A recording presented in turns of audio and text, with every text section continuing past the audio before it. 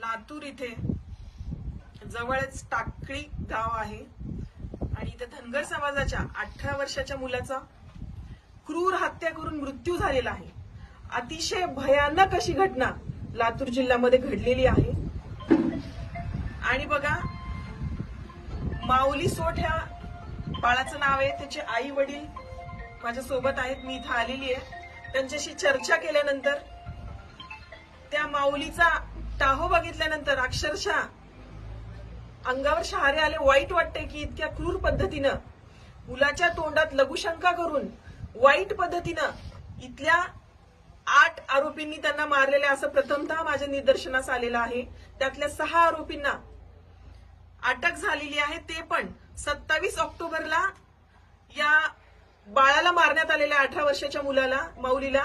त्याच्यानंतर 4 दिवसांनी एफआयआर झाली आणि 1.5 महिन्यांनी म्हणजे जवळपास डिसेंबरमध्ये 27 तारखेच्या दरम्यान या 6 आरोपींना अटक झालेली आहे। त्याच्यामध्ये मुख्य आरोपी गोविंद डुरे हे आहेत आणि मी आता त्यांचा फोटो पाहिला त्या आरोपीचा। तो गोविंद ह्याच्या हातात पिस्तूल आहे। दहशत पसरवायचं काम या गावामध्ये त्या गोविंदनी केलेलं आहे। याच्यावर प्रशासनाने उत्तर द्यावं। 1.5 महिना का वेळ लागला? इथल्या पीआय साहेबांनी आणि इथल्या पोलीस अधिकाऱ्यांनी उत्तर द्यायला पाहिजे गावकऱ्यांना आणि महाराष्ट्राला। कायम अन्याय करणारी भूमिका इथल्या प्रस्थापितांनी घेतलेली आहे।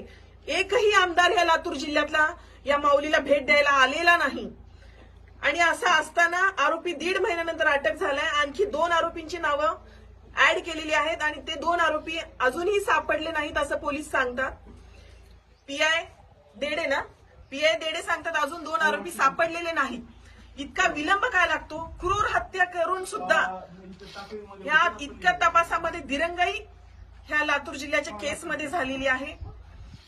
मी मुख्यमंत्री साहेबांना विनंती करते की साहेब, आपण ह्याच्यात लक्ष घालावे आणि फास्ट ट्रॅक मध्ये ही केस चालवावी, अशी आमची कळकळीची विनंती आहे तुम्हाला।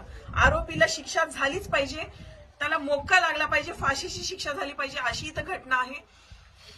आणि आमची दुसरी अशी मागणी आहे की इथे तात्काळ तुम्ही प्रशासनाला ऑर्डर द्या की कायदा सुव्यवस्थेचा प्रश्न निर्माण झालेला आहे, गावामध्ये दहशत निर्माण झालेली आहे।